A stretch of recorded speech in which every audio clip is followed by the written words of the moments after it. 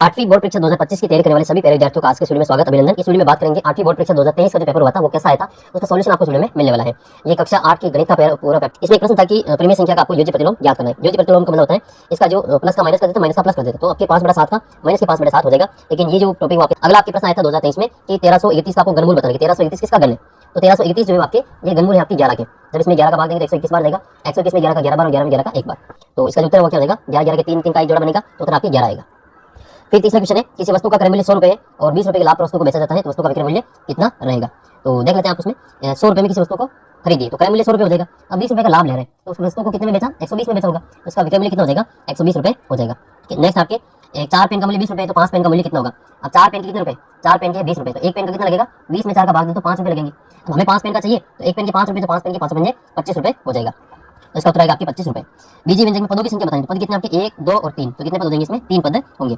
अगला प्रश्न आपके समांतर चतुर्भुज में कितने विकर्ण होते हैं? तो समांतर चतुर्भुज में विकर्ण होते हैं ये इस प्रकार से समांतर चतुर्भुज है और आमने सामने के शीर्षों को मिलाने वाले रेखाखंड को विकर्ण कहते हैं। तो कितने शीर्ष हो जाएंगे? विकर्ण हो जाएंगे 2 विकर्ण इसके होते हैं तो इसमें विकर्णों की संख्या 2 हो जाएगी।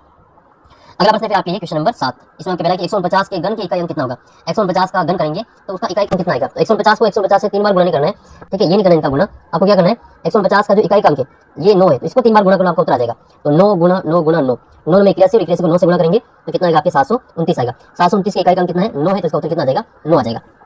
अगला प्रश्न आपके कि ये जो संख्या दे रखी है ये 10,648, इसके घनमूल के इकाई अंक क्या होगा आपको यहाँ पे ज्ञात करना है। तो जिस भी संख्या के लास्ट में 8 होता है ना, उस संख्या का जो घनमूल का इकाई अंक कितना आता है? 2 आता है। जैसे 1 का घन कितना होता है? 1, 2 का घन 8 होता है। देखो जिसका घन 8 है उसका इकाई अंक 2 आएगा।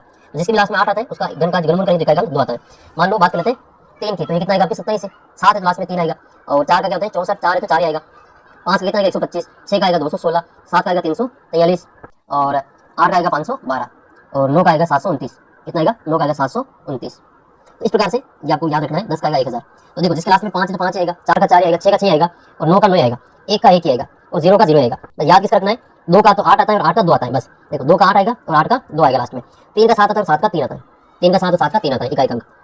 अगले प्रश्न की ओर बढ़ते हैं। क्वेश्चन नंबर आपका 8 है। इसमें आपको क्या करना है? इस संख्या को गुणा करना है। 2 + 3p को 2p + 3 से गुणा करना है। तो एक बार 2 को इन दोनों से गुणा करेंगे तो 2p + 3 और 3p को भी इन दोनों से गुणा करेंगे तो 3p बराबर कोष्टक 2p + 3 इनको गुणा करेंगे तो उत्तर कितना आ जाएगा इसमें आपके? ये 2 का इन दोनों से गुणा करेंगे 2 दूनी 4 और 2 तिया 6, फिर 3p को 2p से करेंगे तो 2 तिया 6 और p को p से गुणा करते तो p का स्क्वायर हो जाएगा। यहाँ पे p का स्क्वायर बनेगा। फिर आपका नेक्स्ट गुणा करना है 3 से, तो 3p को 3 से गुणा करेंगे तो 3 तिया 9, 3 तिया 9p हो जाएगा। तो यहाँ पर आएगा आपके 9p। तो जो सेम इनको जोड़ लेंगे वैसे सेम इसमें ये 4p और 9p कितना हो जाएगा? 4 और 9 13p हो जाएगा। यही इसका आंसर रहेगा। एक समबाहु में भुजाओं की संख्या ज्ञात करें जिसका प्रत्येक बहिष्कोण कितना है? 60 डिग्री है। तो सभी बाही कोणों का माप कितना होता है? 360 डिग्री होता है। हमें भुजाओं की संख्या ज्ञात करनी है तो प्रत्येक बाही कोण कितना दे रखा है? 60 डिग्री का दे रखा है। तो हम क्या करेंगे? 360 में 60 का भाग दे देंगे तो हमें भुजाओं की संख्या आ जाएगी। तो बाही कोणों की जो संख्या है भुजाओं की संख्या कितनी आ जाएगी? 360 में 60 का भाग दें तो 6 आ जाएगा। तो ये क्या हो जाएगा? एक समभुज वाला आकृति बनेगी। फिर आपके अगला प्रश्न ये कि एक थैले में जो संख्या दे रखी है, थैले में 5 सफेद रंग की गेंद है, 3 पीले रंग की गेंद है, एक गेंद निकाली जाती है, इसके पीले होने की प्रायिकता ज्ञात करनी। सफेद रंग की कितनी गेंद है? 5 गेंद है, पीले रंग की 3 गेंद है, टोटल कितनी गेंद हो जाएगी? तो कुल परिणाम हो जाएंगे 5 और 3 8। तो पीली गेंद प्राप्त होने की प्रायिकता, तो प्रायिकता का सूत्र क्या होता है? अनुकूल परिणामों की संख्या बटे कुल परिणामों की संख्या। अनुकूल कितने? पीले रंग की 3 है और कुल कितने? 8 है। तो उत्तर आएगा आपके 3/8 आएगा। कुछ प्रश्नों के उत्तर आपको सत्य सत्य में देना है। तो 129 का जो व्यापक रूप है वो आपकी क्या हो जाएगा? वैसे ये वाला चैप्टर मैं यहाँ से हटा दिया, इसको यहाँ पे नहीं पढ़ेंगे। नेक्स्ट है ये आइलर सूत्र वाला, ये भी यहाँ पे हटा दिया, तो ये वाला क्वेश्चन आपको नहीं करना। नेक्स्ट आपके 2023 में 14 क्वेश्चन आया था कि आपको रिक्त स्थान की पूर्ति करनी है। त्रिभुज के तीनों कोणों का योग कितना होता है? तो 180 होता है। चतुर्भुज की सम्मुख भुजाएं कैसी होती है? तो ये समान होती है, सम्मुख भुजाएं समान होती है। और पतंग क्या है? पतंग एक प्रकार की क्या हो जाएगा? आपके चतुर्भुज हो जाएगा। आयत क्या है? तो आयत एक प्रकार का उत्तल चतुर्भुज है। तो आयत एक प्रकार का उत्तल चतुर्भुज, क्योंकि इसके जो विकर्ण होते हैं वो अंदर होते हैं, इसलिए इसको उत्तल चतुर्भुज कहा जाता है। ये क्वेश्चन दिया गया पाइचार वाहन चालकों द्वारा वाहन नियमों की अवहेलना पर पुलिस द्वारा बनाए गए चालानों की संख्या को दर्शाता है। यातायात पुलिस के द्वारा बनाए गए कुल चालान 540 थे। तो इसमें आपको कुछ प्रश्नों के उत्तर देना है। एक व्रत है जिसमें आपके ये व्रत दे रखा है, इसमें आपको बताना है कि टोटल 540 है, टोटल 540 है। तो आपको ये बताना है कि किस दिन जो चालान की संख्या 105 थी। तो 105 निकालने के लिए हम क्या करेंगे? एक चालान को यहाँ पे करेंगे, ठीक है। तो ये निकालेंगे 540 चालानों की जो केंद्रीय कोण कितना 360 है। तो एक चालान के लिए कितना हो जाएगा? एक चालान के लिए हो जाएगा अपना यहाँ पे 360 बटे 540। और हमें कितना चाहिए? हमें 105 का चाहिए, तो 340 बटे 360 बटे 540 इंटू 105 करेंगे, काट देंगे इनको तो ये कट जाएगा, उसका उत्तर आपकी 70 डिग्री आएगा। नेक्स्ट है जांच कीजिए कि क्या बुधवार के दिन बनाए गए चालान शुक्रवार के दिन बनाए गए चालान से अधिक थे। तो इनका अंतर देख लेंगे कितना अंतर आएगा और कितने अधिक थे। तो बुधवार का अगर आपके जो कोण है वो शुक्रवार से ज्यादा है तो वो ज्यादा चालान बनेंगे। बुधवार का कोण कितना है? 90 डिग्री और शुक्रवार का कोण 80 डिग्री है। तो कितने का अंतर है? 10 डिग्री का अंतर है। वो 360 में और हमें कितने बनाए? 540 बनाए। तो काटेंगे इसको, ये 2 बार कटेगा। 18 के पास 18 दूनी 36 और 18 के 54। तो इन दोनों का गुणा करेंगे तो ये हो जाएगा आपका 15 उत्तर आ जाएगा इसका। 2 के पास 10 कटेगा 5 बार और 5 दिया 15 इसका उत्तर रहेगा। तो इसका आंसर कितना रहेगा? 15 इसका आंसर रहेगा। 16वां प्रश्न आपके सामने है कि विद्यालय में 1849 विद्यार्थी हैं। पीटी अध्यापक ने स्तंभ और पंक्ति में इस प्रकार रखना चाहते हैं कि पंक्तियों की संख्या समूह संख्या के बराबर हो। तो पंक्तियों की संख्या आपको ज्ञात करनी है। इसमें क्या करना है आपको? यहाँ पे इसका वर्गमूल ज्ञात करना है, ठीक है। तो वर्गमूल ज्ञात करना है तो हम क्या करेंगे? 1800 जो 49 इनका वर्गमूल ज्ञात करेंगे। तो वर्गमूल देखो ये 43 का वर्ग है, तो 43 का वर्ग आपको यहाँ पे सीधा तो नहीं आएगा, आपको भाग विधि इसमें लगानी पड़ेगी। तो भाग विधि लगाने के लिए हम क्या करते हैं, एक ऐसा नंबर लेते हैं जिसको उसी से गुणा करें, उससे पहले आपको दो के जोड़े बनाने, 18 और 49 का जोड़ा बनेगा। ऐसी संख्या लेनी जिसका वर्ग या तो 18 हो या 18 से छोटी हो, तो 4 लेंगे, 4 चौक 16, इनको 16 में को घटा देंगे, 18 में से 2 बचेगा और 4 और 4 इनको जोड़ेंगे 8 आएगा, और ऊपर से उठेगा आपका पूरा 49, 249 हो गए। अब 8 के पास में ऐसा नंबर लिखना है जिसको उससे गुणा करने पे 249 आता है, इससे छोटा है तो 3 रखेंगे, तो 3 3 9 और 3 8 24, 249 आ गए तो 3 रख लेंगे, और यहाँ पे 249 रखेंगे। उत्तर में क्या लिखेंगे, तो 4 लिखेंगे, 3 लिखेंगे, तो 4 3 43 इसका उत्तर आएगा। अगले प्रश्न की ओर बढ़ते हैं, क्वेश्चन नंबर आपका 7वां है। क्वेश्चन नंबर 7वां है आपका, इसका आपको मान ज्ञात करना है, इसका मान कितना आएगा। तो 1/2 की घात -2, 1/3 की घात -2 और 1/4 की घात -2, तो इसका घात अगर पलटेंगे 1/2 की घात अगर आपके ए दे रखी, अब इसकी घात 2/1 हो जाएगी, इसकी घात माइनस में चली जाएगी, और घात अगर माइनस में है तो इसको पलटेंगे, इसकी घात प्लस में हो जाएगी, तो माइनस की घात है तो इसके आंसर को चेंज कर देंगे। तो यहाँ पर 1/2 क्या हो जाएगा, 2/1 हो जाएगा, उसकी घात आपके 2 हो जाएगी, प्लस 3/1 की घात 1/3 की स्क्वायर हो जाएगा, प्लस में 4/1 हो जाएगा, उसकी भी घात आपके 2 हो जाएगी, 2 की घात 2 4 हो जाएगा, 3 की घात 2 9 हो जाएगा, और 4 की घात 2 16 हो जाएगा। सभी की जोड़ करेंगे कितना आएगा, 29 आएगा। तो इसका उत्तर आपके आंसर 29 इसका आंसर रहेगा। अगला प्रश्न है कि एक कागज की मोटाई 0.8 mm है, तो ऐसे 125 कागजों की कॉपी की मोटाई कितने मीटर में रहेगी। एक कागज की मोटाई 0.8 mm है, 125 कागजों की मोटाई 0.8 को 125 से गुणा करेंगे तो उत्तर कितना आएगा, 10 mm आएगा। अब हमें क्या करना है, 10 mm को मीटर में चेंज करना है, तो 10 mm में पहले इसको सेंटीमीटर में चेंज करेंगे, तो 10 इंटू ये mm है, तो हम क्या करेंगे, इसको सेंटीमीटर में चेंज करेंगे, तो 10 इंटू 100 सेंटीमीटर हो जाएगा।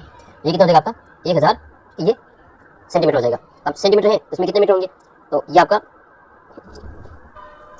तो ये 10,000 ये mm में भाग देना पड़ेगा इसमें, क्योंकि ये बदलना इसमें, तो इसमें 1000 का भाग दे देंगे, ये क्या आ जाएगा आपका, ये मिलीमीटर का मीटर में आ जाएगा। नेक्स्ट आपके क्वेश्चन हटा दिया है।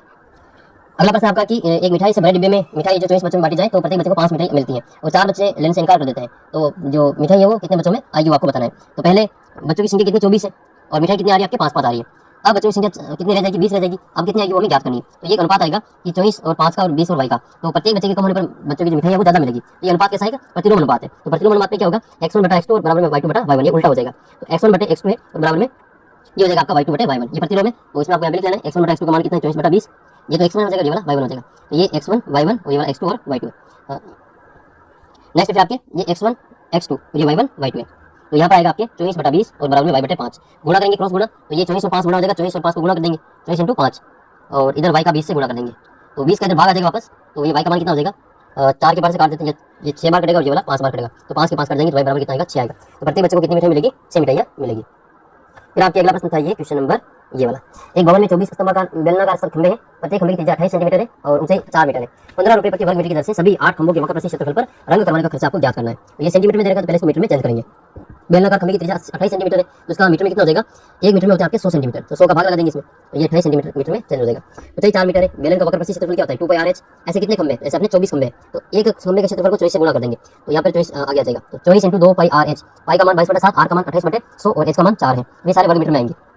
7 के बाद से 28 कटेगा आपके 4 बार, और फिर और कर देंगे इसमें, ये ठीक है, इन सभी को यहाँ पे गुणा कर देते हैं। अब हमें क्या करना है, यहाँ पे हमें यहाँ पे जो संख्या है वो ये इसका उत्तर आ जाएगा 22 इंटू 4, 22 इंटू 4 ये हो जाएगा आपके 88, और ये 4 8 और 8 को गुणा करेंगे हम यहाँ पे, 8 को गुणा करेंगे ये 24 से, ठीक है, तो ये हो जाएगा आपके 88 इंटू 24 इंटू 8, 24 इंटू 8, और इसमें आपको 100 का वापस भाग लगाना है। लेकिन ये आपके इसका क्षेत्रफल आएगा, ये 1 वर्ग मीटर का आपको खर्चा देगा आपको 15 रुपये। हमें इतने क्षेत्रफल का आपको खर्चा ज्ञात करना है, इसको 15 से गुणा कर देंगे, ठीक है, तो 1 का 15 है तो 15, इतने क्षेत्रफल का आपको 15 से गुणा करने पर उत्तर आ जाएगा। इन सभी को गुणा करके 100 का भाग लगाएंगे तो इसका उत्तर कितना देगा आपके 2534.40 रुपये। फिर आपके अगला सवाल 23वां, जिसमें आपके 2 का गुणनखंड करना है। जैसे ये वाला है, तो y² माइनस 7y और प्लस में 12 टुकड़े करेंगे, तो यहाँ पे क्या करना पड़ेगा, यहाँ y 7 के टुकड़े करते, 4 के 12 हो जाएगा, 4 और 3 7 हो जाएगा, तो y² माइनस 3y और माइनस में 4y और प्लस में 12, y कॉमन लेंगे तो यहाँ बचेगा आपका y माइनस 3, इधर माइनस के 4 कॉमन लेंगे तो बचेगा आपके y माइनस 3, तो y माइनस 3 और y माइनस 4 इसका उत्तर आएगा, ठीक है, तो ये आपका आंसर हो जाएगा। नेक्स्ट इसमें से कॉमन ले लेंगे, इसमें से x कॉमन आ जाएगा, इसमें से y कॉमन आ जाएगा, इसमें से x कॉमन लेंगे तो इसमें बचेगा a प्लस बी, और y कॉमन लेंगे तो a प्लस बी, तो a प्लस बी और x माइनस y इसका उत्तर रहेगा।